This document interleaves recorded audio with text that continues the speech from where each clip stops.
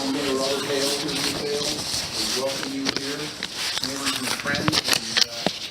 And we have, I want to welcome City Council, Brian Brown and Dustin Yoder, standing at the back. Our police chief is here. We've got lots of neighbors together here on this northbound I-15 project.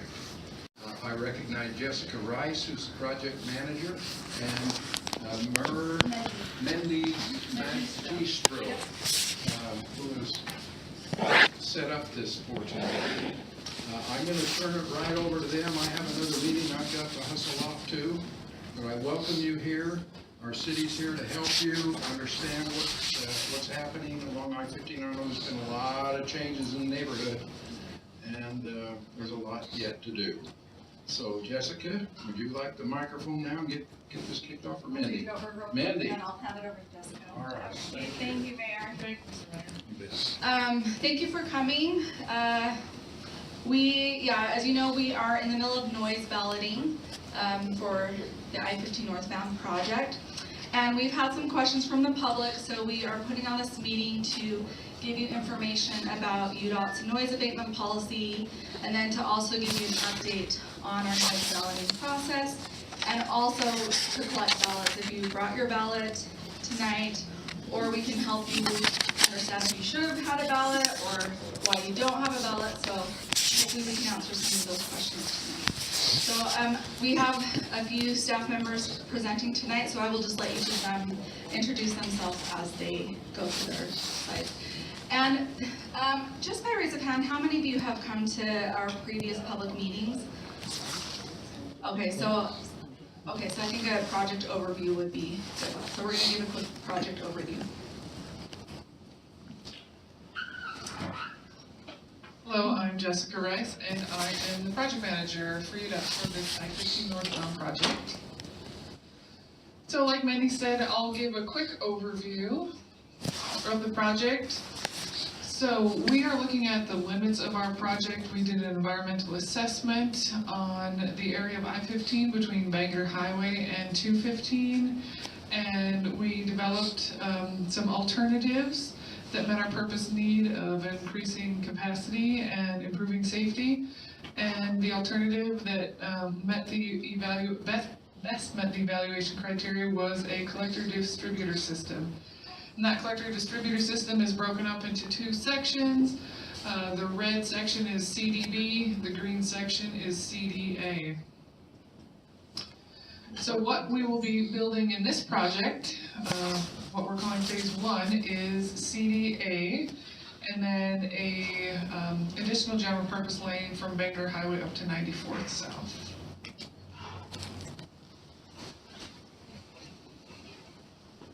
And here is a quick diagram of a collector-distributor system. So this is how the CD system will look. We've got our I-15 northbound, and then we'll have a concrete barrier separating the freeway and the collector-distributor system, and then we'll have the lanes of the collector-distributor.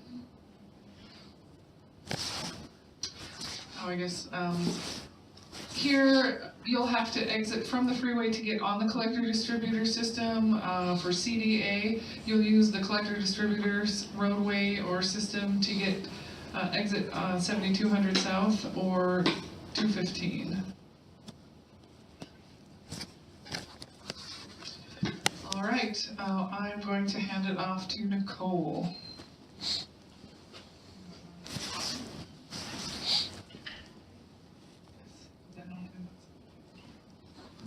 All right, my name is Nicole Holley. I conduct the noise analysis for this project. So I'm just going to quickly go through a little bit about what we did in the past and then get into the results of that noise analysis.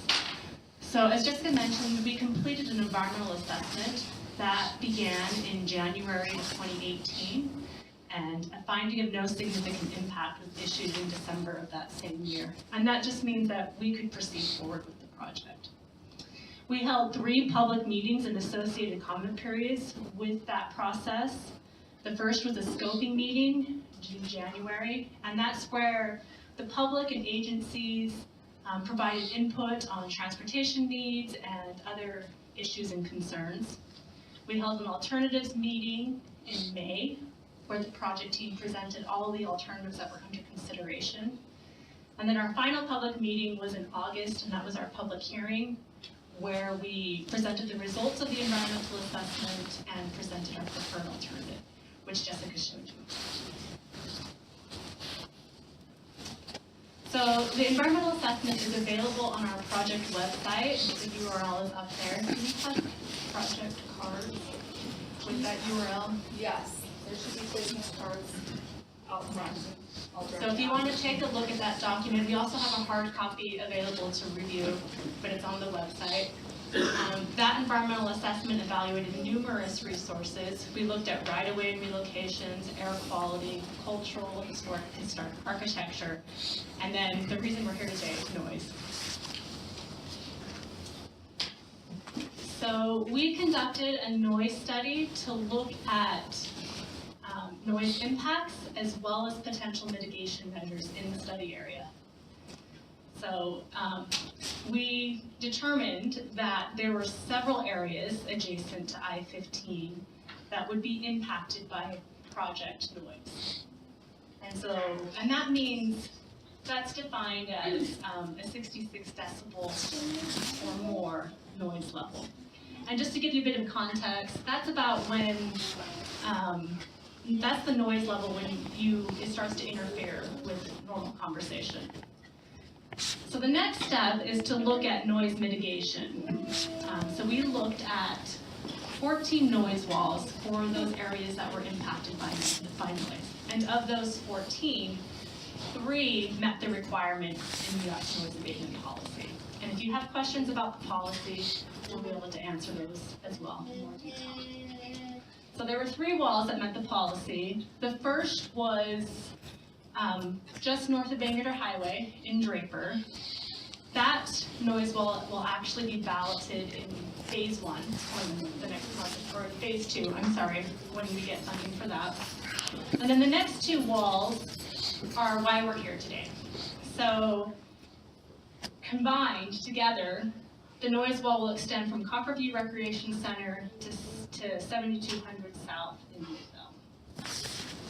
So here's a graphic that shows the extent of that noise wall.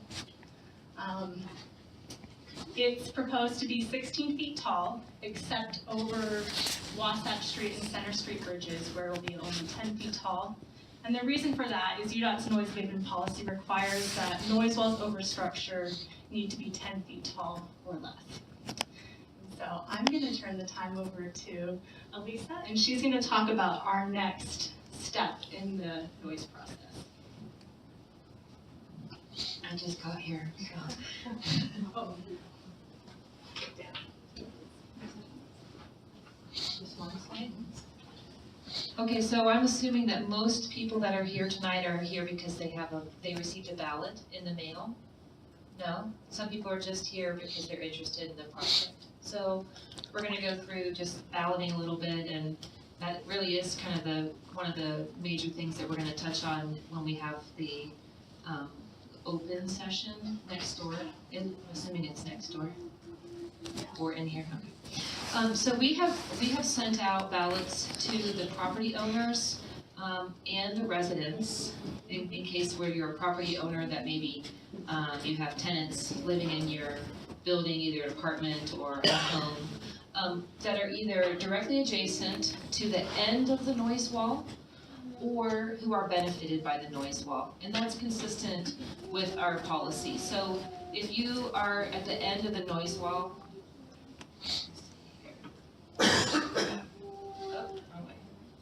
okay. So does this have a pointer?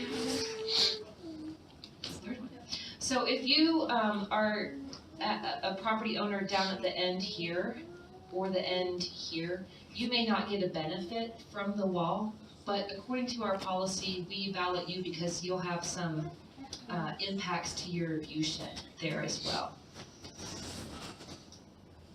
I'll get the pointer figured out here before we get through the end.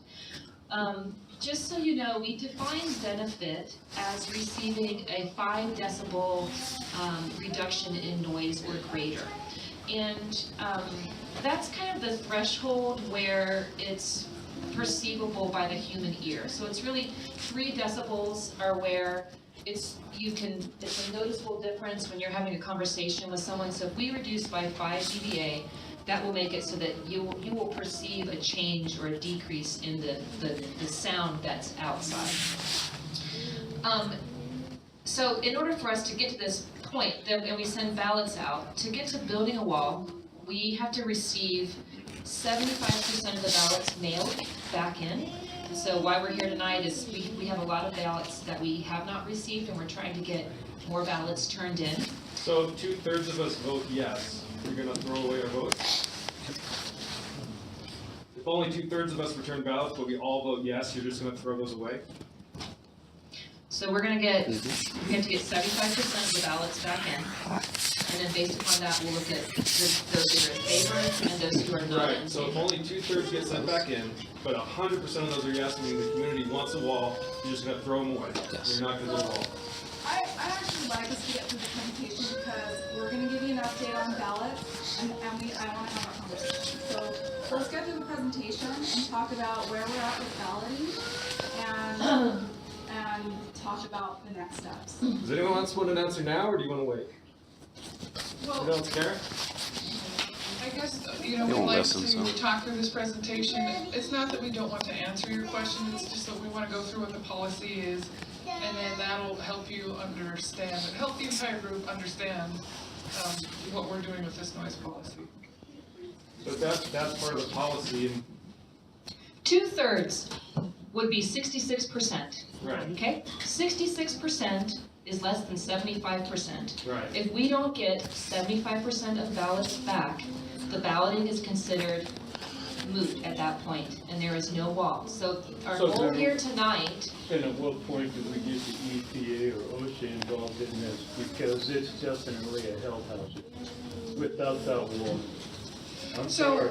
as part of this outreach that we're doing right now, we're making every effort to get 75% of the ballots back.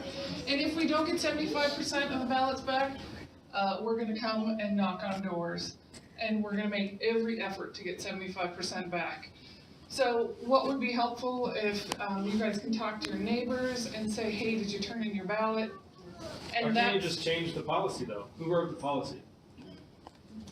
I'm not the expert on that. I actually was part of the revision of 75%, and as we previously discussed. Can you use the microphone? Yeah, sure. So I was part of revising the policy to be 75%. And so the logic here is that we want the majority of the community to support the decision. 2/3, that's a majority. Hold on, I'm not done. We want the majority of the community to support the decision. And so there are instances where I know it's really hard to believe, but there are instances where people don't want a noise wall. They don't want it because they prefer the view shed or for other reasons. So we want the majority of the community to support the noise wall. So if we get 75% of the ballots returned and 75% of them are in favor, that gives us slightly over 50%. So if you get 2/3 return and they all say yes, that's 2/3, that's 66%. That is not 2/3 of the community that was balloted. Yeah, it That is. was less. I mean, does And anyone? what about some of us didn't get a ballot? Exactly.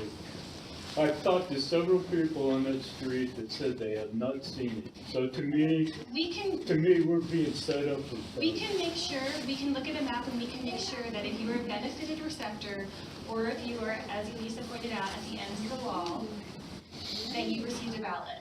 We can certainly verify that everyone who was supposed to receive a ballot did, and if they didn't, make sure that that's corrected. But the goal of this is to make sure that a majority of the community who is benefited, who's impacted and benefited by the wall, supports the decision. So this means that people who vote no have 3 times more votes than people who vote yes. No, By definition, you need 3 people to vote yes to offset 1 no vote. no, you don't. You need 75%. So I'm a math minor.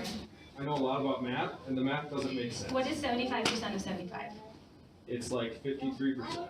Which is the Right, majority. so what is 66%? If you send out 100 ballots, you get 66 back and they all vote yes, that's the majority of the 100. It's that simple.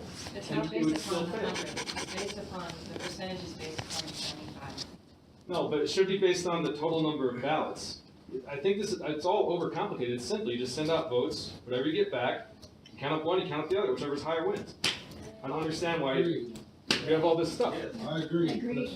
Yeah, and when people don't respond, aren't they giving up their opportunity for an opinion? So if they don't They are, reply, which is why we're here tonight, to try to Right. get everybody to express their opinion. And Just change the policy. If they Make it don't easier for you. express their opinion, then we're gonna go and knock on doors and try to get them to express their opinion. We have, how voting works in elections. I think It's easier to there get are an lots of people who amendment don't vote in ratified than to get elections. this noise all That's passed. exactly how it works, right? To get an amendment ratified, you need 2/3 vote. This requires 75%.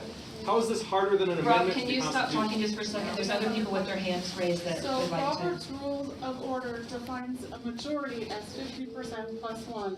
A supermajority is 2/3. You're asking for way more. We're asking for 50, for 75%, 75%. Well, it's a moot point if 75% of us don't turn in the ballot. It's a moot point. If You're a asking property for owner more. lives in Logan, are you gonna go knock on his door to make sure we get his property owner ballot? Or in California. Yeah, you can knock on all the doors you want, but 75% total return on ballots puts us at a major disadvantage to get 100% compliance, just to return the ballot, regardless if they vote yes or no. So can I just give you a little bit of detail on what we put into the proposal for the contractors, the request for proposal for the contracting teams? We told them that they need to assume to build a noise wall. So, that is what we're assuming, but we need to follow our policy. So we need to make sure to get residents and tenants to turn in your ballots. That's all that we're asking, is just please turn in your ballot. Will you sign like a legal affidavit saying that, or is it just a verbal promise? I've been promised lots of things in all these other meetings, and it doesn't necessarily come true. The point that I made about, it's in the RFP that we've asked the contractors to build the noise wall? Is that what you're asking? No, Sorry, I didn't understand. so you're saying it's gonna happen. I don't believe you until I see it in writing. Like, are you gonna sign something so if we can go to court later if it doesn't happen? You say you're gonna get all these ballots, what if you just give up tomorrow and it doesn't happen? I'm here to tell you we're not gonna give up. We've got this meeting established where we're making every effort to get as many ballots returned as possible. Yes, please. Just a quick question. I live outside of the scope zone here, I'm guessing, and I'm assuming you'll probably get to that designation when we get here. But what's changed since 2002? They built a sound wall in 2002, and now we're sitting here, we're going through this. This is all new to me because frankly, I read it online, but I'm just concerned that at some point in time, UDOT dictated that they were gonna build a sound wall and did. And now we're kind of going down a road of asking ourselves, we need to go get balloting. Is there a definition in here that we're up against a constraint financially that we're adding this decision in here? Or was this just something that just kind of shifted in the big impact of things? So, who can answer the question why we're rebalancing? So I wasn't with UDOT when we built a wall in 2002. I don't know if that was the correct year that we built it. Yeah, that's the correct year. They did it for the Olympics. Okay. And then they shortchanged it. It should have been 6 feet taller than it is. Okay, so the reason why we are balloting today is because the noise study was done. Well, let me go back a little bit. We have a roadway design that will put a lane where the existing wall is. So the wall has to be torn down. In addition to, we have some houses that are going away, right? You can't have a wall in the middle of the lane. So that's gonna be torn down. As part of that, we're shifting traffic closer to receptors, in which case they're residences, businesses, those types of things. There are some people that are impacted, and so according to our policy, we can analyze whether a wall would provide mitigation, in other words, make it quieter for you, and that wall is taller than the existing wall. And so we are asking the people who will get the benefit if they want to have that wall. That's why we're doing the balloting. So So if it's we a new vote no, wall. do we keep the existing height? No, Okay, here's the deal. That wall that's there now is 3 feet below freeway level. It should be freeway level up, 16 feet. The wall does go taller than the freeway in some No, places. well, in some spots, but in our area, it's not. It's 3 feet down. Hey, can I ask just a functional question? I mean, Did you want to add something, Nicole, to I answer just that? wanted to say. Nicole did the analysis. That the wall that we're proposing is 16 feet tall, and that's measured from the top of pavement. So, Have you done a noise analysis since the houses have been torn down? Because We take that into account as part of it's this. horrible now. Yeah, we take that into account. So we It needs to be assume done that again. in order to analyze the wall, we assume that the new road would be there, the houses would be gone. And so we're looking at, what someone who may not be a front row receptor now, they may not be really close to the highway, they may be farther back. And so that's all taken into account in Yeah, our I need to analysis. front row reception. Yeah, I that's, work nights, so I Yeah. sleep during the day. I Yeah. can't sleep now.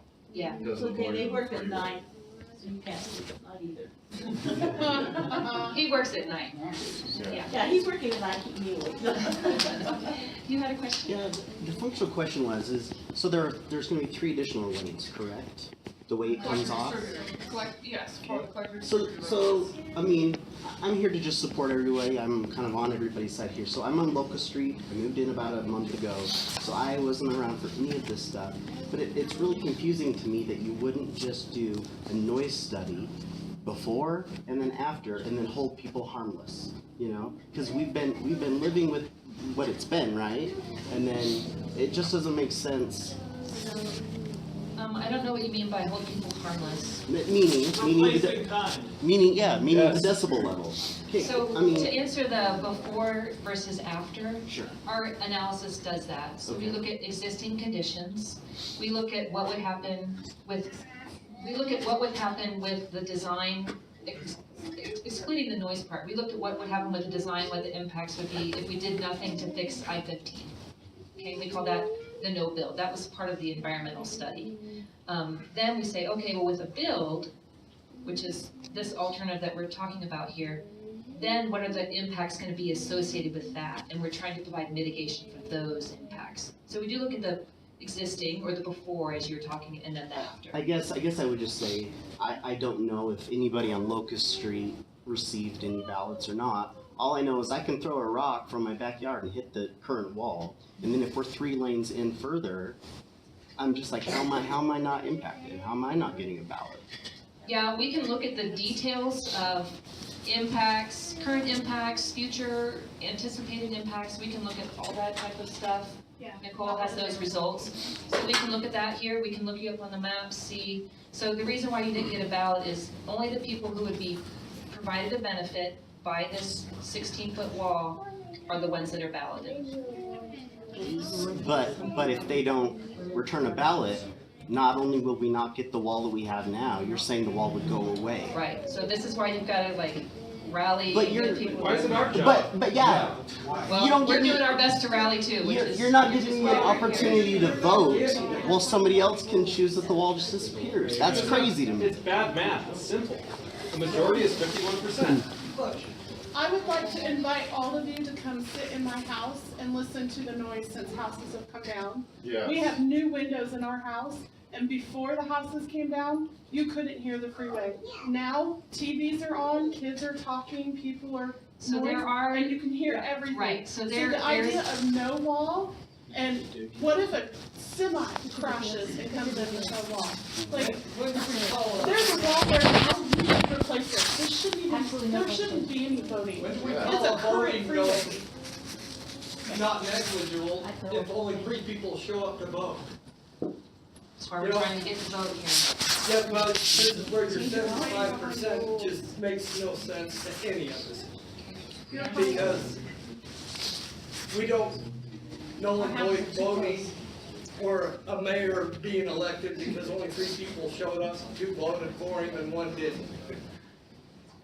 So if they're not voting, why does it matter? People who don't vote have more of a voice than people who do with this policy. That's Right. what you're saying. 3 times more voice. If you don't vote, you're worth 3 times more of a person than if you do vote. This is America. What is with this? Yeah. Who come up with this? This is ridiculous. Pam, you wanted to make a comment? Just my question is, how do you guys define, I get the decibels and everything, but where we're impacted, because I live a block east from the wall, and I could hear the freeway a little bit before, but I agree, I can hear it more now. I've got new windows, I didn't get a ballot, so I'm just wondering how you decide how far out you can go. Because I don't feel I'm not far from the wall, I'm definitely not as close as some of you, but it's definitely. That's taken into account in the model, and the model actually goes 500 feet from, help me out, Nicole. Well, we actually go as far as we need to make sure we capture all the impacts. There you go. I mean, to put, And how far is that? Is it cheap after the house is come down, because I see what that is, it's definitely louder. Sure. Now, my question is, you know, Avoid the there's a question. noise problem, and it's gonna be worse. Why are we even here voting on the wall? You know it's gonna be bad. Because we have to comply with our policy, and our policy is to comply with the federal regulations. It complies with the federal regulations. Call for a wall, I'm sorry, I think that's safety is like crap. I read the Because federal regulations. my daughter plays out in the front yard, and so do her cousins. I agree, what if a car comes and freaking crashes into it? You're putting my children at risk. This policy doesn't You comply with guys, federal my name is- regulation. I sent an email out to FHWA trying to get some help on this. They just say they need a majority, not a 75% super majority ultra.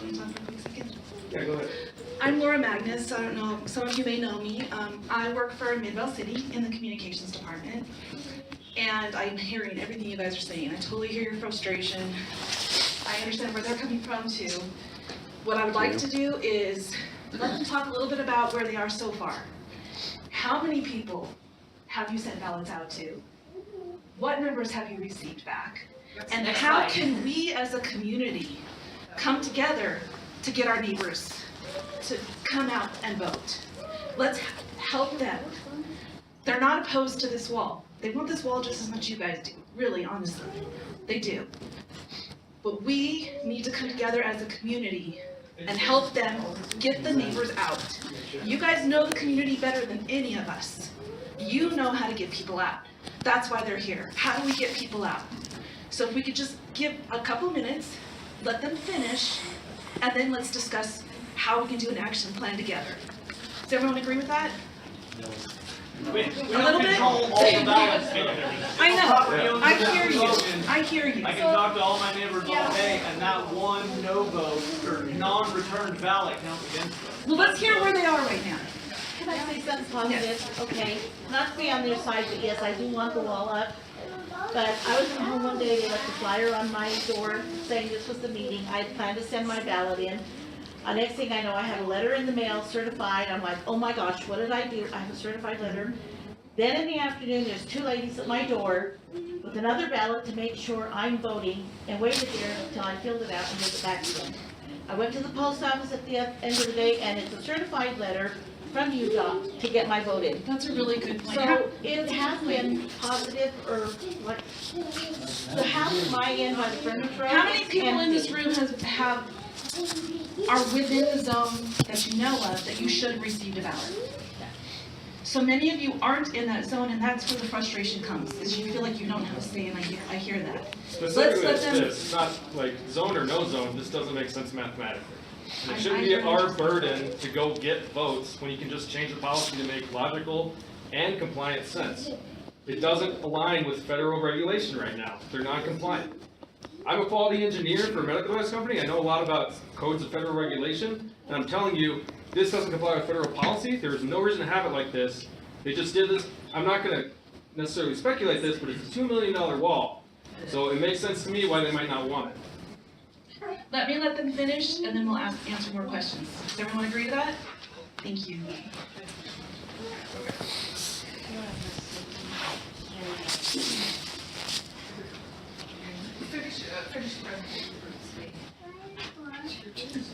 So that's, I'll give you an update on where we're at. Okay. So we mailed 352 ballots. Our initial mailing was 352 ballots at the end of January. So we allowed a couple weeks to see if we got ballots back. And then just last week we mailed, so you can see we got about 31 ballots back during that 2-week period. February 13th, we mailed out, as this lady was saying, we mailed out ballots again through certified mail, so people have to sign for the mail. And then February 21st, that's today, we're having this. And then, so March 1st, on the ballot, it says March 1st ballot, okay? That just gives us a chance to see, okay, how many, at this point, how many ballots do we have back? According to the policy, we have to allow at least 30 days to receive ballots back. So March 1st, we're going to see how many ballots we've had back, and I'll give you an update on where we're at with ballots, how many we've received back. We can't go canvass a property owner that lives in California or Logan. Excuse me. But most of the ballots we've received back are actually from property owners. So I think it's the residents or the tenants that we need to get ballots back from. And there's apartments in the balloting zone, and so we're working with the property owner and the leasing office to try and figure out a way to get the ballots back. We're trying to think outside the box and think of ways that we can get the ballots back. So just in case, so this is what the ballot looked like on the left. This is what the envelope looked like. So if, I don't know, if you think back and you're like, oh, maybe I got something like that, I don't know, maybe I threw it away. I know sometimes people don't look at their mail. We will have, you'll be able to look at your address out here, and if you are in the zone, if you are one of the benefited receivers, then we can print out your ballot tonight and you can fill it out and turn it in.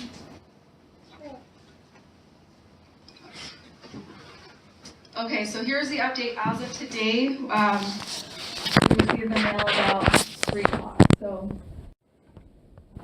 total ballots again are 352. So 75 of those need to be in favor. So our current numbers, we have received 162 ballots. So that's 46. So as you can see, we still need to get some ballots back. Out of those 162, 161 are in favor. So we need 102 ballots. That's still failing. We should only need like 12 more ballots to get more than 50%. Well, no, we have to get the ballots back. So can we have this discussion in an offline meeting with you? Right now, we need to just focus on what this project is. So I don't want everyone else not to hear the answers though. It's always like, let's go offline, let's go talk to people individually, but then no one gets the same story. Well, that's certainly not our intent, to not give the same story, because we do intend to give you the same story. Okay. Thank you. Can I answer your question? Just a numbers question here. So you mentioned the sound wall is actually built in 3 pieces, 2 of which is this neighborhood. Were the ballots divided by this section needs 75%, this section, or it's just, I mean, you said the sound wall's 2 pieces in this community. Yeah. But we have one solid 75% chunk we have to meet. What if one neighborhood votes 76% and another doesn't?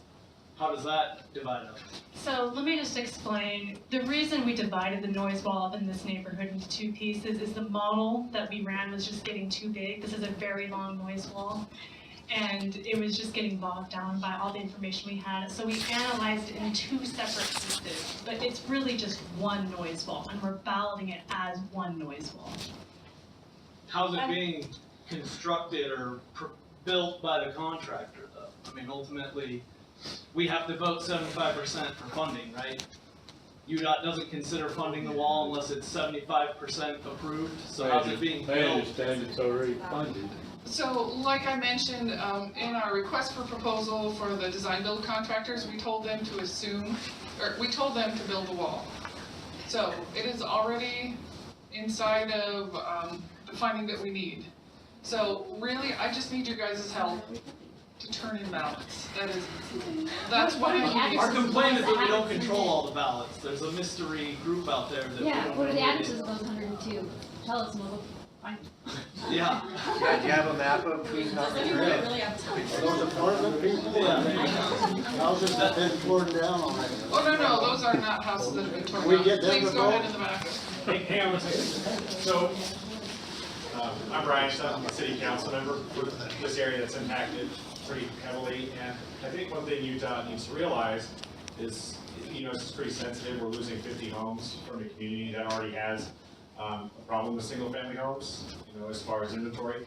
We keep shrinking, and it's a little hard for me to swallow the pill to understand if someone comes to my city and changes it drastically and doesn't at least, in my opinion, the policy should read, we will return it to how it was. Exactly.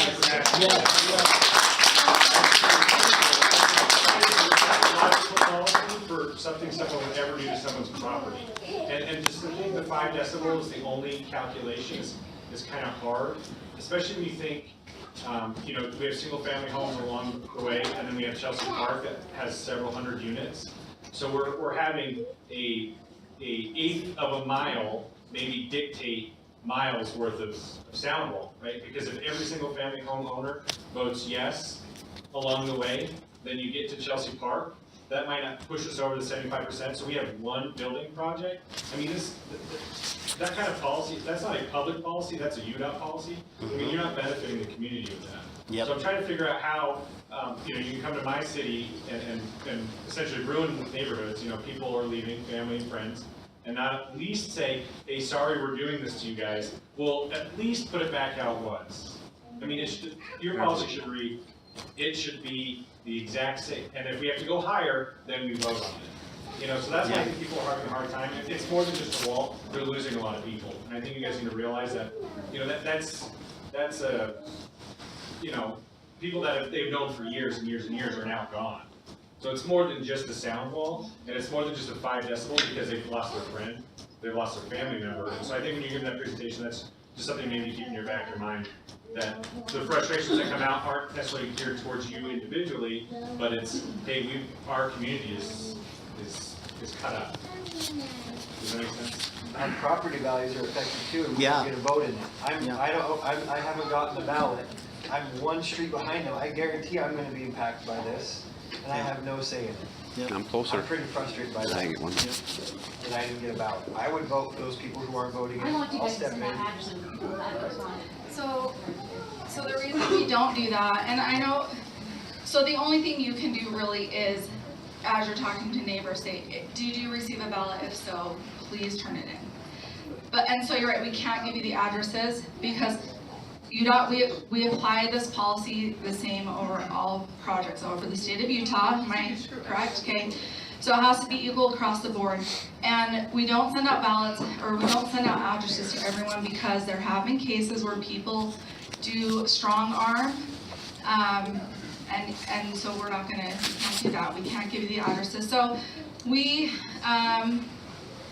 to get this 102, like I said, we are working with the departments in the area to try and get some of those numbers back. So I don't know who had their hand up first, but, oh, okay, go ahead. So, what door to door are you per se? So like he lives behind me, I know him, he didn't get a ballot. So what street are you talking about? Is it just out of the street? So as far as the distance, I think Nicole could talk to that. So it only goes as far as those properties that receive that 5 decibel reduction. So that's as far as it goes. As far as how many feet out, I don't know the answer to that. Depends on location. If you think you should have received a ballot, let me know and we'll look it up and see. Well, what do the decibels look like with no wall? That's what I'm curious about. If we, is that, we can look at that. No, I can't believe you don't know that. Well, Like it you, depends, it's different for every well, if the wall location. yeah, I know that, I understand how sound works. I'm just saying, how can you, when I said hold us harmless, he said it better than I did. I'm just saying, the 5% reduction or whatever makes sense if it's like an additional piece on top of the existing wall for people that it could benefit. But I'm just like, when I say hold harmless, I'm like, what are the decibels at my house today? What are the decibels at the house when the project's completed? And if the decibels are different at that time period, do we have recourse to come to you and say it's not what you promised it would be? No. And I wanna know, why do we even really have to vote? When they put the other wall up, when they put the other wall up, I'm on the frontage road. When they put the other wall up, we didn't vote, they didn't ask us. Now you're moving closer to our front yards, you're moving closer to our home. I don't even think that should be a question. I think the wall should just be there without us even voting for it, because you're intruding into our lives closer and closer. I mean, so we are asking you, that's what the balloting is for. We are asking the people that get that 5 decibel reduction. So we had a question in the back, but. I wasn't done. Okay, sorry. So if I do go door to door and someone says, no, I didn't get a ballot, can I hand them one? No, And so. say, yes, it's fill it out? You know, if they do want to vote and say, yeah, I want that So you wall, want our help, how do I we do can't it? help. That's a good question. So the ballots can only go to those specific benefited receptors or receivers. And so what I would encourage you to do is have them call the hotline. We can look it up and we can tell them if they need a ballot. And if they do and they haven't gotten it, we will get them one. Okay, and is it just for homeowners? Because I live with my dad. I have my own little family. I didn't get a ballot. So it's for property owners, and then if there is someone who's renting that property, renting that home, they also get a Yeah, ballot. I Registered as a tenant, thank you. Yes, I am Whoever lives. paying rent. Okay, so. But I didn't get a ballot. They have to be registered as a tenant. So they have to be an official property owner. That has their parcel. An official property owner that's registered with the city to be a property owner and to be a renter, or to rent out to people, and then people who legally rent from them. And so we do have, outside, we have a printer, we can look up your address, and if you need a ballot, I mean, if we see that you should have had a ballot, then we'll give you a ballot, okay? So there's a few questions, but we have a lot of questions, so I don't know who had their hand up first. Whoever was, I don't know. He did. He did, okay, thank you, go ahead. Quick question on two properties that I assume were impacted. One, the rec center. I know looking at who gets a vote, it says public spaces such as the rec center, and then also, I assume the cemetery would also be in the impacted. So those count towards that 352, I assume, as 1 and 1. Does the city, I'm gonna kick this one both UDOT and the city. That would probably be both those people in the cemetery. I guess my question is, has the city, who at the rec center would have received that piece of mail and said, oh, I have the authority to fill this out? I mean, are we tracking that those two votes So I are can- gonna get cast? I can understand the question. Yeah. So both of those properties are considered benefited by the noise wall. They both received ballots. We sent one to the county for the rec center and one to the city for the cemetery. Are they counted on there now? I don't know if they've turned their ballots in. But that would be an easy one to probably get to turn. How about you, Bart? How about You assume. Please, my question is this. You, and correct me if I'm wrong, you stated that the funding was already put in for the sound wall, correct? The funding was in place. Okay, then why are we even voting? To comply with. It's to comply with. That makes no sense. When you say funding, is this a firm fixed price design build contract? Is that the contract vehicle that this will be awarded under? This is a design build project, yes. With a firm fixed price? Yes. So the contractor, if they don't propose, you said assume to do the wall, Yes. but if they don't do it, No, they don't have the option to not do it. But we've said. then why do we have to vote? Okay, so, yes, okay, so you caught me in the middle of not completing my thought, I'm sorry. So we've told them that they have to assume to do it, so they have to have it in their bid. But then once we finish following the policy, and I'm assuming that we're going to get all of, enough votes back, then, it's just everything is all normal for the contract. You realize that for the in favors, it's 99.4%. But like this gentleman's saying, the 75% return policy makes no sense because 99.4% of us that actually are speaking up want it. But you're saying you'll scrap everything if we don't get 102 more. That's insanity. That makes no sense in any stretch of the imagination. Well, it's our current policy. Well, change it. How do you change it? Yeah. What's up? So a little background on the current policy. So the current policy, under the terms of the current policy, is actually probably the policies that have been in place in UDOT for the past over 10 years. It is the most liberal policy in terms of allowing a community to have a noise wall. So previous versions of the policy it was much more difficult to qualify for a noise wall, and that was based off of some history back in the day along Wasatch where noise walls were built. The community got really upset because it bothered their view shed, and they demanded that UDOT tear them down. And so at that point in time, the noise policy was revised to make it very difficult to qualify for noise abatement. But this isn't Wasatch Boulevard, it's I-15. I-15. This is a statewide policy. Well, no, there were houses on Wasatch Boulevard, but the walls were blocking 215 noise. So our intent to do this was to provide a greater opportunity for communities to qualify for noise abatement.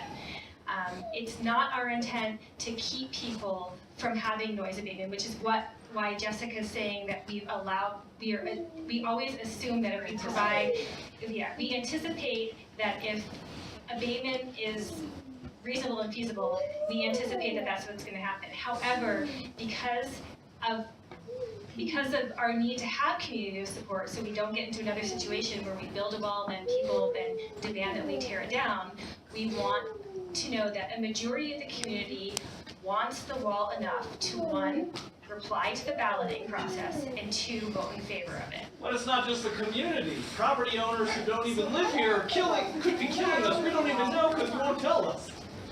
If you send out 100 ballots and 26 property owners live somewhere else. We do have people that still have their hands up, and we do want to answer questions. So can we just go to people that are raising their hands? Okay, thank you.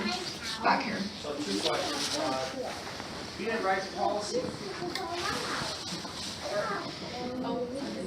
So this version of the policy, the current version of the policy, there's been many iterations of the policy, and I was involved with developing this iteration of the policy that made it easier to qualify for noise abatement. Okay, you probably don't live anywhere near one of these walls or freeway. You don't serve my interests. And the whole Wasatch Boulevard thing, this is a completely different situation. Well, it was 215, which is also in there. What?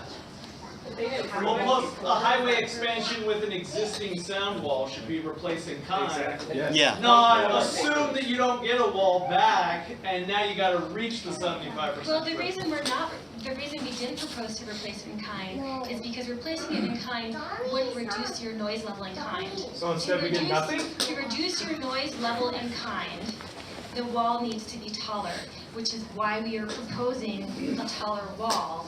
And we just need to get a consensus from the community, a majority opinion. But your policy is assuming, hold on. You guys were, and you had plenty of time to talk, so. This guy right here had his hand up for quite a while by the door. I've got a couple of questions as it relates to the balloting process. I'm asking Mr. Loder here. The apartments that are down on Chelsea Park, he's telling me that you have included them in a balloting process. Is that correct?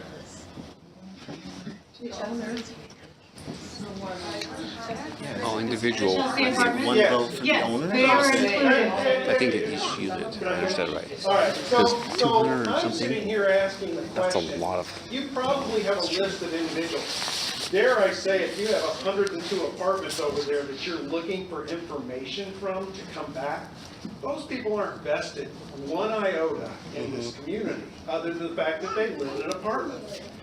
I request, if I could, to have you guys do an audit process. You don't involve us, but you involve the city. Here's 2 city councilmen, here's the city administrator. Let them do the door-to-door. These people that are out there, that are going through this process right now, out of 163, you have 161 that say yes. These other people, whether they're snowbirds, whether they're people that are living in apartments, whether they're people that just don't care, they're making a decision that impacts me. And like I say, I find it kind of interesting that you guys are evaluating this process because you're saying that the existing wall is gonna go up higher. I don't think you'll find one person that'll object to the fact that you are gonna build this wall the right way instead of the way it was built in the first place. And now you're sitting here kind of asking this question, is it get out of jail free that it wasn't done to the height that we should have went to in the first place? Or are we just fighting this process to say, I'm adding an extra 6 feet, I'm worried about it impacting people's view lines? We don't have a view line. Yeah. What are we thinking here? That's a lot of comment there. Let me try and dissect it a little bit. Okay. So, we are in favor of anybody knocking on doors, whether it's city council people, neighbors, us. Well, We all wanna know. We don't have to leave. Okay, let me Absolutely. get you. There was a question about, or a comment about why the existing wall doesn't provide the benefit. So the existing wall would have been evaluated as part of a previous project. So every time we do a project of, this gets kind of, I don't want to get super technical on you, but when we add lanes and we're adding capacity, that's the type of project that qualifies us for needing to do the analysis. So whether you're on the interstate, whether you're on State Street, whether you're on 90th South, 7200 South, if we're adding lanes, that's the type of project that we're going to do an analysis to see if we're going to impact you, and then if we need to do mitigation. So the height of that wall would have been for that project. We're now in a different project, more lanes, the wall has to be taller. Some of that's just the physics built into it. So that's why we're balloting on the taller wall. What was, you had something else in there, like. Oh, I was talking about my little people pea living in brain. the apartments. Oh, and the vested interest. Yes. Right, so within our policy, we do weight the opinion or the vote of the owner more than the vote of the tenant for that exact reason. Well, then there's a whole skew piece that's in that out of the 162, you're not telling us. So you're saying that out of that 162, how many are homeowners? I don't know the answer. So that skew piece. We've got it in our spreadsheet, we can pull it up, or, Well, I'd like to know if we're actually closer than we think we are. oh, I see what you're saying. Yeah. The percentage will probably reflects that, I'm assuming. The total number. Yeah. Well, you charged at 46. This is, they aren't simple, it's not a simple process. I mean, as you guys can see, it's. Why not? Can you talk about the math on the multiplier? So you have yelled out multiple times, sir, and there are people that have their hands This raised. is directly related to the multiplier. I have the policy right here, and it says that when the votes are counted, property owners' votes will receive a multiplier factor of 5 compared to resident non-owners' factor of 1. So can you talk about how that math works to, what does a multiplier factor of 5 actually mean if we haven't met the 70, like what is that? It means when you have a situation where you have an owner and a tenant, whether it's single-family residence, multifamily residence, the owner of that property gets 5 votes relative to the tenant. If the owner does not vote, then we only count the tenant's vote 20%, kind of like balance it out. We also don't want the tenants who maybe aren't in there for the long haul to like overshadow the value that's associated with the owner of that property. Then do their ballots that are sent out in terms of the 75% response rate only count at 20%? No, the 75 is for an individual. So if you send 100 ballots out and you have 50 that are tenants and 50 that are owners, it's still 100. So that goes into your denominator there to get to the 75%. Those are all weighted equally. Like a ballot is a ballot, so 1 for 1. It's then the weighting occurs with the favorability associated with that out. With the preference giving to the owner because they have more of an interest in it in most cases than the tenant. Yeah, we should talk to her. So my question is, I've lived here 6 years. The property I rent from my dad, he is overseas right now. So I'm invested. I love Midvale. Been here 6 years, but now you're saying my vote's not gonna count much. If I am in the area, I'm just confused. How's that gonna work? Because I can't get him to send in a ballot if he's on the other side of the world. Was the ballot sent to your residence? I never received a ballot, no. Okay, sounds like a really unique situation, and we'll probably look it up in the computer tonight. Yeah. Yes. I guarantee you, Bill, if she's got that problem, there's a bunch more just like that. Okay. So say for instance, Chelsea Park, you sent 100 ballots there to tenants. Did the owner also get 100 ballots to vote for every one of those individual apartments? Yes. So they get the owner of an apartment complex, or It's owner. one for every unit? It's one for one. Yeah, it's based upon the units. So we need to go knock on the manager's door and make sure he turns all those ballots in. Bang for your buck. It's bang for your time. Oh, so Dustin, we just have a council here. Chelsea Park, I represent Chelsea Park. So, one, I want to tell you, I'm more than willing to. Say what your name is again, in case you might be representing people that haven't met you before, so. Yeah, Dustin Gettle, City Council, District 5. So Chelsea Park is my big question in this whole debate. So the numbers don't make sense to me, because I've been to Chelsea Park, I know they have about 40 units per building, so that would be 120 units. So that, those numbers aren't making much sense to me. But, be that as it may, as much as any of us here don't agree with this policy, I don't agree with the policy, I don't agree with the math. The math is bizarre. But it is what it is, we need to do it, so with Chelsea Park, any help I can provide, I'll go in, I've been in the building before, I know the people there. Awesome. I did ask for a list, nobody would give me a list. So, any help that you guys can give us, it's one thing to tell us you need our help, but we also need to know how we can help. I'm wondering, this is How like many just people thinking from off the Chelsea fly Park? here, Nine, so nine, you zero. guys, like, oh, I don't know about this. But just like we've organized this kind of informal meeting that's kind of turned into a formal thing, maybe we need to have something at the clubhouse or, I don't know. But my thinking Too bad it's is with February, that, we have a is pool that party or something. We need 102 or so before. Well, that's what I'm wondering. That's Chelsea, it's all Chelsea Park is please. We'll have to look at the map. It's all of it, okay. We just got Chelsea Park. I didn't get the ballot. I think I was close as Chelsea Park is to the ballot. Probably. So, Yeah, Chelsea Park isn't We've got somebody asking a question here. I'm 3 houses down from Hoover. So if you So don't I'm get the high ballots safety. in, the right amount, are you building any of the wall? We're not, our goal right now is to get the votes and we'll start there. But if you don't, are you building any of the wall? Well, two things. One, 500 feet doesn't take in very many people very far. We live several blocks up. That's a misspoke on my behalf before. So a lot of times it's that 500-foot limit. What Nicole has done is an analysis to keep going. She works with the model, she builds the model, she keeps going out. Most of the time it happens at around 500 feet. It's kind of a magic kind of line. If she doesn't get it there, she builds more into the model so that she can keep going until she gets a benefit to the homes. So. Well, we live several blocks up. We don't hear it now, but when the windows are open in the summer, we hear it with the wall that's there. And Hinsdales are gonna hear it right in their front yard. Yeah, there are a lot of atmospheric conditions that kind of, noise is acoustically complex. There are a lot of atmospheric conditions. Sometimes it's louder in winter, time of day, cloud cover. Well, another thing, in the cemetery, if you go to a graveyard service now, you don't hear, it's hard to hear.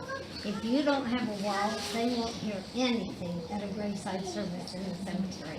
Not anything. One thing I want to kind of touch on is that, kind of aside from this, but noise is complex in terms of how we perceive it as humans. And so I want to let you guys know that if we have a wall, it's not going to be silent, right? Noise does not go away because we still have traffic and those types of things. The noise sound is reduced. Some people get this impression that if we build a noise wall, it's going to be crazy peaceful. It's still going to have some noise associated with it. Gentlemen, with the shirt. I'd like you to answer this question because it isn't just a noise concern in this community. As multiple people have talked about, what if a driver should veer off the road? We have many children that play in our community. Jessica could probably speak to we this. also have the rec center, which right there, which a lot of children play at.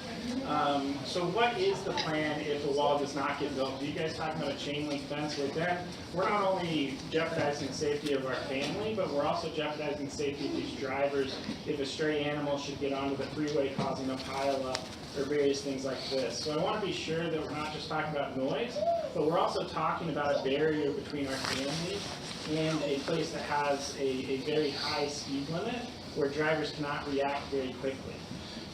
So what is the plan if this does not pass? And going onto the freeway because there's not a wall. What was the last part of your question? What is the plan if this does not pass? Because this is a barrier between our families. This is not just noise. This is a safety concern for both the people on the interstate that cannot react to sudden things coming onto the freeway, as well as this. So you diverted that man's question with saying we're just focusing on the balloting. But I want to know what the plan is if this does not pass. Put a Jersey wall up. Yeah, so we would have a concrete barrier separating I-15 from the land on the other side of the interstate.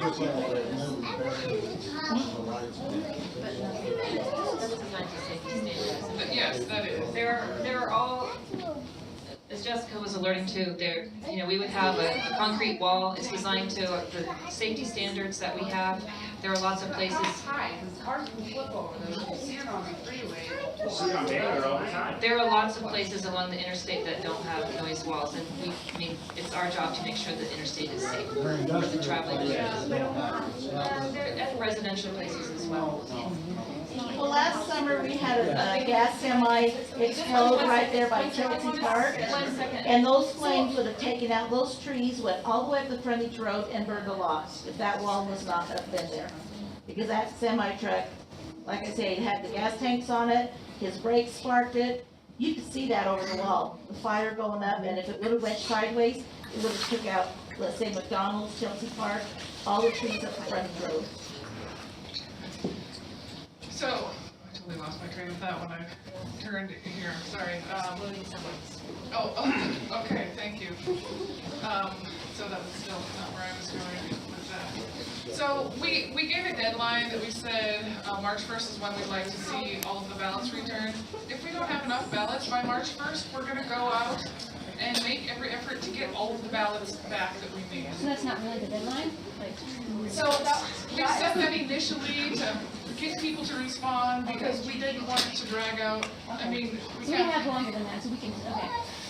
Yes, I mean, we'd like to get them back as soon as possible so we can move on. We can say, we've checked the box, we've followed our noise policy, and this qualifies, and everybody agrees. But if we don't have them by the 1st of March, we will continue to make every effort to get the 75% back in. Please. So I bought my house here, now I want to go back to the apartments. Why does someone who has the option to terminate their lease because it's too loud or because their beautiful view of the Oakland Mountains gets obstructed? Why do they have the same say as me when I'm invested hundreds of thousands? They don't have the same say. They have a 20% say. But the return is the Doesn't same. make sense. I'm not gonna argue that. Gentleman in the purple shirt. And I'm all about paying it forward, so I think you guys can understand that this policy is ridiculous. So who do we need to talk to so that phase 2 isn't affected by this ridiculousness? They're not. Yeah, I mean, I understand you guys can't, you guys don't have the time. Our policy but who do we need is- to talk to make sure phase 2 doesn't deal with it? we put our policy together with the regulations. That policy is reviewed by FHWA, and FHWA has said our policy is fine, so. It used to say 50% instead of 75%, and that was fine too. Well, who It was. Who can we propose for a change in policy? If you go back to the your 50%, then you get less walls. And maybe in this, I don't know for sure, but in this case, you might not would have even been balloted, so it's like, general. Is there a delineation between existing sound wall? I mean, I do utility relocations along the roadway, that's what I do for work, and all those utilities get replaced in kind. They get relocated, there's a big utility package, and yet our sound wall that has been there for however many years now has to be voted on at a ridiculous, nobody's contesting, I mean, some people are contesting 75% the number, but it's the returns ballot at 75%. Right. For an existing condition. The in-kind wall, if we replace a wall back with what you have now, it's not gonna mitigate the noise. But we know what the word in kind means. In kind at 2002 standards wouldn't be replaced at 2002 standards. It would be replaced to current UDOT noise wall A standards. 12-foot wall, which I think is what you have now, would be replaced with a 12-foot wall, which would not provide benefits. They're doing better for us. But the 10-foot wall that's 3 feet below the highway would be replaced where it's supposed to be at pavement level. I mean, we're talking about replacing in kind, and that's where I think most of us have to be. The wall exists. If there was no wall out there, different argument. But the wall is there, and now we have this uphill battle to try and make sure that it stays there when you guys come in and do the new project. So the delineation between an existing condition, there's a wall out there, sure, it's all, you know, old and defunct, it doesn't really work. But the fact that we have to battle this out just to get another wall, I mean, you can see our frustration and why we're looking for any route that, if we get to 74%, we can't locate those other ballots. Yeah.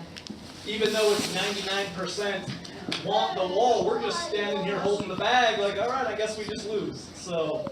I get it. And I do live close to the interstate. Do you get it though? So, because what your policy is doing is it's assuming that people that don't respond are saying no. Why aren't people that don't respond saying yes? That's not true. Yeah, it is. Because if we don't have the 75%. That's a perception. It's not, they are not voting no. My perception is my reality. I just say they're not gonna change the policy in the next month, and so we just have to go and do it. Right. Like, we just have to get those people. But we don't know who to go to. We can knock on, all of our neighbors could respond, and if there's a bunch of people that aren't. You guys are the ones who know who haven't responded. How about you help us out by letting us know? Like, we are going door to door, and I've been in touch with a couple city council members, and you are welcome to join us, but. I was planning on it. Okay, so. During the day, on Friday So Friday, March 1st will be when we know how many ballots we get back, right? So the next week, we plan to go out. the 8th, right? That week, so. If we haven't received enough back, if we have received enough back, then it's all, then. So are you going to everybody's door, or are you just going to the ones that didn't return a ballot? Only the ones that didn't return a ballot. If we received your ballot, you're counted in that. Okay, I will get to. And then once you receive enough ballots, will you notify us? Because we're all concerned, obviously. Will you notify us when we get that, like, close, or like when we're there?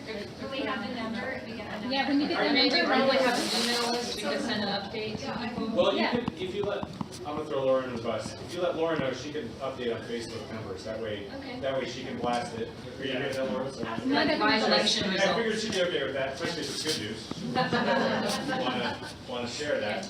If you share with Laura, she can instantly do it. So if you're on one of the Midvale pages that she's on, you would know sooner, at least if we get numbers that need to be.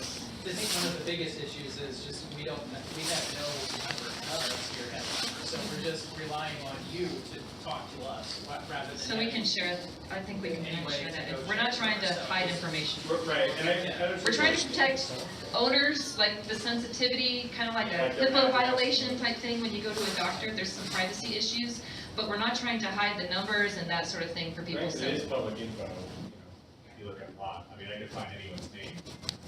Oh, absolutely, So but you it's can't look up, different like, than the HIPAA, but, you know. okay, that But I just mean, look. Just trying to make it relatable. All right, but I mean, you give it to like the city when we go door to door, or something like Yeah, that. I mean, I think we can. That Like way I'm that- just not knocking on Chelsea. We're not gonna have you Hey, knock on go- random no, doors, yeah, it doesn't go make to any next sense, door, that's yeah, the go to reason. number, what am I? Right. You want to be I volunteered to go with him, You'll be with me then? Yes. Yeah, I mean, we actually have a noise study right now. It was published as part of the environmental assessment. It has like a circle around every parcel who was impacted and who would be benefited. I mean, you could look at the report now, we could pull it up and see who's impacted, who would be benefited by the wall, and the people that are benefited by the wall would be sending the ballot. You can look and be like, oh, that's my roof, because I live by such and such a thing. So I kind of feel like we're at a point where we're having a lot of repetitive arguments and we're kind of spinning in circles, and I'm wondering do we want to keep doing this, which, you know, I don't have plans tonight, but we could, or we could, just one second, let me finish what I'm saying. Or we can move into the other room and kind of do one-on-ones and look up some stuff and get you guys some information, so. I do have one new idea I'd like to put out there. So you said that you've studied who's impacted. Yeah. I feel I'm impacted. What can I do to contest to say I'd like my vote to be on there? I'd like everybody on Hoover Street to be included because I contest your study saying that I'm not impacted. Same with Louder Locust. now. Same with Locust. Princeton. But then that's more people that they have to get ballots back for.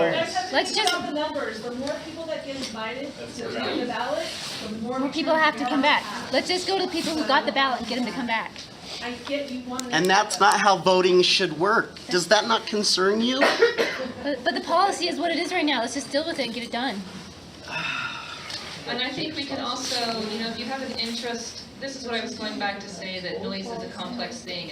It's like the perception of what your impact is. It's the perception of how loud it is. Like, I live in an area where I'm in the flight path for the helicopters going to the airport. And helicopters flying over your house are kind of noisy, right? And I'm also kind of by the train line, which goes off 3 times in the middle of the night. But, so that's noise. And I don't want to like diminish your sensitivity to it, but sometimes I don't hear that, or sometimes it's louder, like especially if I'm outside, it's louder. So we say, like, I feel impacted, right? And I hear people saying, I feel impacted. I feel impacted in my own yard when a helicopter goes over. But when we look at the model and look at what the data is showing us to what the sound level is at your house currently and in the future, we can see whether you are impacted by definition. And it's the definition according to the regulations. So I hope that helps explain impact. What's that? Who asked for the new lanes? That's causing all this problem. Gosh, Population. about population growth in Utah, we would solve a lot of problems, but we get to vote on unfortunately, we're not gonna do that anytime soon, so. Ma'am. I guess I just don't understand. I know where that gentleman lives. He's my back neighbor. Yeah. And I have the benefit of having lived by Chelsea Park. I know his property is closer to that freeway than buildings B, C, and D are in Chelsea Park, but they get a vote and he doesn't. That doesn't make sense to me. We'll have to She look on lives it. on a We'll have to street- look on the map She and lives see. on a street that's parallel to Chelsea Park. She didn't get a vote either, but they did. That's Yeah. wrong. Some of that's acoustics, but we can look it up. Yeah. This woman has not had a chance to speak yet. She came in a little bit late. I think you guys are in the middle of everything, both directions. I really don't know how to feel about this meeting. I came just to see, just to feel how the rest of you feel. There's not a person in here who lives any closer than I do to this freeway. I've been battling with every one of these name tags up here. I've talked to each one of them. They're not gonna change much. It's in the UDOT books. I sat down there for 3 hours, looked through all the books. I saw your names, I saw your addresses, I've driven. We're in trouble. I mean, progression's gonna happen. Here's what I'd like UDOT to do is consider not putting it right next to the house, if they can put it closer to the other freeway or change the plans maybe, or consider taking more properties. I mean, some of us cannot live in the pollution, the noise, and the crime of what's happening to this whole thing. It's really unsafe, and it's affected everything, and our values of our homes have gone down tremendously. Can't even get a decent appraisal out of it. It's, what are you gonna do? I mean, help us out. We'll help you, you help us. We'll sign these ballots as soon as we can get some of these houses bought or more of them taken and changes. Show us the plan. I know you got green space. I saw the UDOT books ahead of time. I saw the bike paths, the trees, all the little fun stuff. But it doesn't help with the pollution. I've already done a pollution check. And it's very high right now. And I'm concerned about where we're going to be in the future with the extra 3 to 4 lanes. We're in trouble. My house is on 2nd Ave, right by the corner of the guardrail. It's by the vacant home. It's the big white home. It sits on 2nd Ave and the frontage road. On the very last house. It's gonna have a big problem right there. Try beating that. Try having it right outside your door where you can touch it. I already hear the traffic. I already smell the pollution. I mean, it's bad. I don't know what else we can do. Have you returned your ballot? No. Oh! But. Return your ballot! But, I was told to tell my neighbors to return their ballot. You're in a way system. don't you want a wall somehow to protect you from that garbage? But on the other hand, I don't want to live by the garbage. I don't want it right here, and that's where it is on. It's right there. Are you gonna mark it yes and turn it in? The thing is, I'm probably trying to sell, but I can't get my house sold. They won't appraise it to a decent price that's sellable, and I have to disclose this to the next person that buys. So why doesn't UDOT help us out and get the people that are more in the front line and get more of these homes gobbled up and get them out of there? You can have the rest of our space, use it for buildings, use it for parks, use it for something for parking, do something fun with it, make it an event center, do something. But get these people that are upset, that are right directly related to the wall, let's get them out of there. Mark Just it, mark your abstain ballot and on send your it ballot in. and send it in. Yes. If you don't have a yes or a no, mark that you Yeah. abstain and please return your ballot. So a couple things, we can't purchase more property than the cents needed for the project. But yes, I would say, can we look up your ballot, and if you're willing, we'd love to have you fill it out and turn it in tonight. I do, one thing I want to say is, So what just happened right now is you guys harassed her for not turning in a ballot. It's like a fine line between saying, we really want you to turn in your ballot, but saying like, I can't believe you're not voting yes, or I can't believe you're voting no, you know what I mean? So like, it's not a win situation either way. it's very, very difficult. And so many of these projects that we deal with day in and day out are kind of this same way. But that's the problem of your mandatory return ballots. Even if she writes abstain on there. So I got a question that might answer this. We're so close to like the 56% number, I think that we need, the 75 and 75, right? Or is it 50 what, 5? We're gonna need 75%. Even if she votes, but if she votes no, at this point, that's good, that'll get us to 75. So it's okay if It you gets vote you yes to the now. first Just 75. vote. Just turn it in. So don't Yeah. push for a yes, don't bully someone into a yes. Yeah. Right, just encourage them to get the Hey, vote sir, in. So at this point, Just if turn we it in. can get her even to vote no, that There's gets an us to the 75. abstain. You can But abstain does that on your count ballot. does that count towards the 75? Yes. This is Okay, what so we have a couple more people that still I have didn't know that. questions. And so, at some point, this meeting does have to But that would conclude. help us to not bully people. Yeah. Just vote with what you think is best for your property, and that helps everyone. Either way, right? That is true. Yeah, and That's- if it's that's a how I'm personal thinking. interest in your own heart and whatever, that's. But the thing is, if we don't get a wall, she's gonna have a chain link fence. She's got a wall now. But if she doesn't vote yes, she's gonna have a chain link fence instead of a wall. So that's why come March 1st, if we don't have the 75, we are gonna continue to go out and knock. So we have a couple more questions, and then if there are, back here? Okay, Yes. my question is, my suggestion of this whole thing is, I'm on First Ave, and I'm even closer to that freeway than she is. When they get done putting in those 3 lanes, that road is gonna be only maybe 10 to 15 feet from my fence. Can we look at your address out here and see if you should have gotten a ballot? Okay. We got a ballot, we filled it out, and we turned it in. the wall there. But like I said, I'm only gonna be 10 to 15 feet from that freeway. That wall is basically gonna be a security thing, because I've got 3 grandkids that play out in the yard. Cars can wreck on that freeway and flip and get over any short wall that you guys put up. So, how tall is Body the wall parts gonna of be? cars can The come over distance there. from your house to the road, I don't have the maps in front of me, I don't have the design in front of me. So There's one house between us and the town wall right now.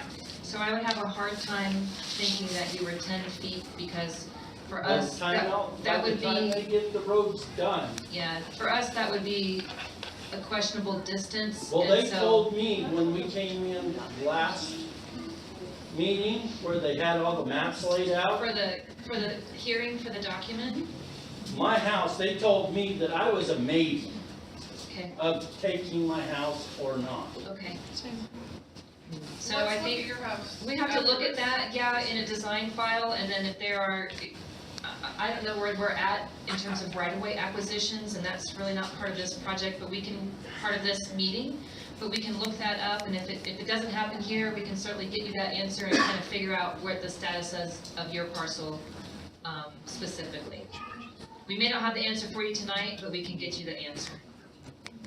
Thanks for sending in your ballot, I appreciate it.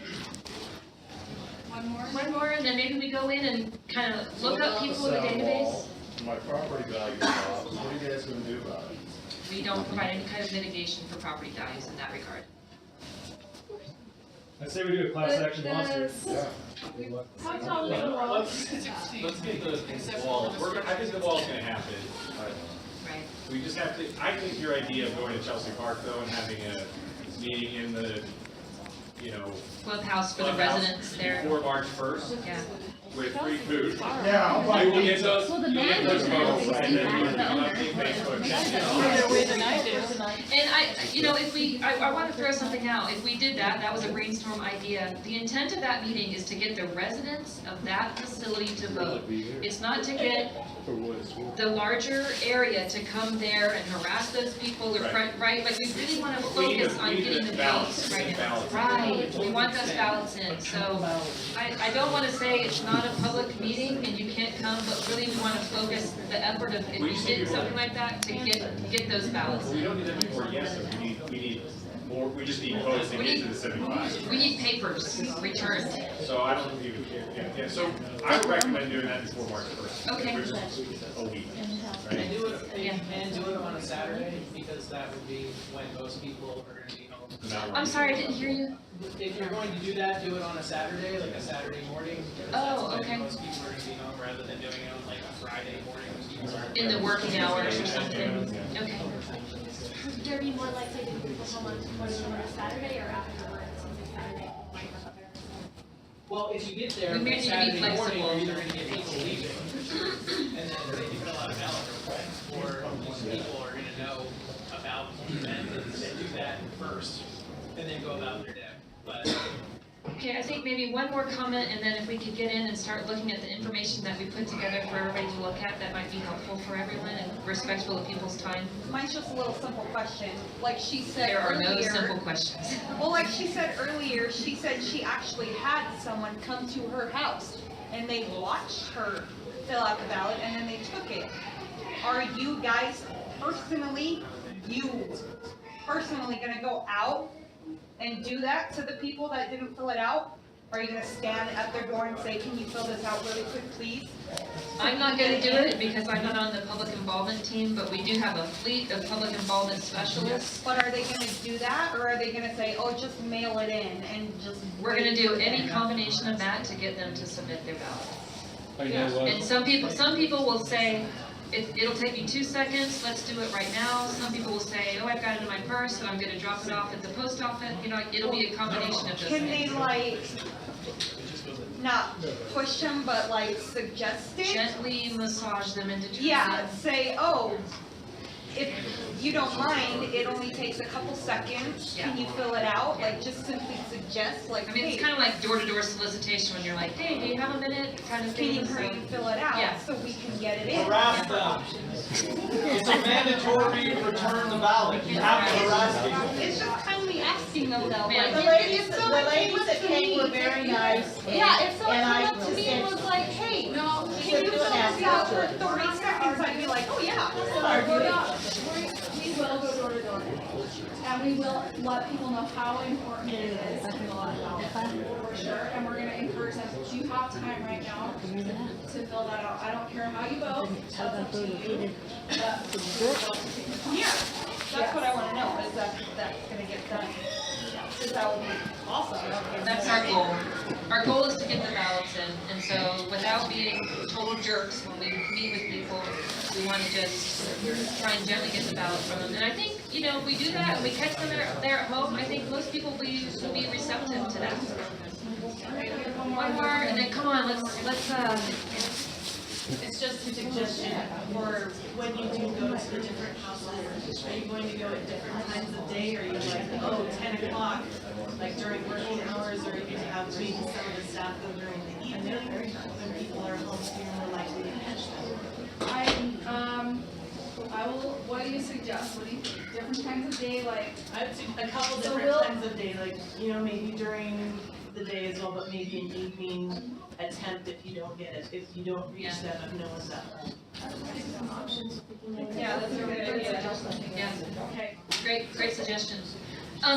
Thanks, I think, You guys, thank you so much. We do have a few stations outside, so if you want us to look at your property to see if you feel like I think I'm close enough, I should have gotten a ballot, we can look it up and see. But if not, then we can only give you a ballot if you're within that group. So that's the print ballots here station. If you have questions specifically about our noise balloting, there's an I-15 northbound, thank you, yes. And then there's a UDOT noise abatement policy station. So we're gonna conclude this part of the meeting. We do have business cards, so I'm gonna say one more thing. I mean, construction is gonna be ongoing through the next couple of years. So we do have project information. There's our website, email, hotline. I'm one of the people that answers the hotline. We have other people that help out, so I'm sure I'll have conversations with you in the future, but just know that you can reach us that way. Okay? We're gonna, yes. So related to the construction that will start, if you send an email to the I-15 Northbound at utah.gov and say that you want to be added to the email list, we will send out monthly updates and then they will turn into weekly updates, right? I don't remember what our construction Are they schedule is. monthly right now? Because I'm not getting those. We have had only minimal updates so far. So as soon as we have a good idea of a construction date, those email updates will happen more regularly. Are you on the email update list? Okay. So yeah, they will happen more regularly. I just want to thank everybody for coming out tonight.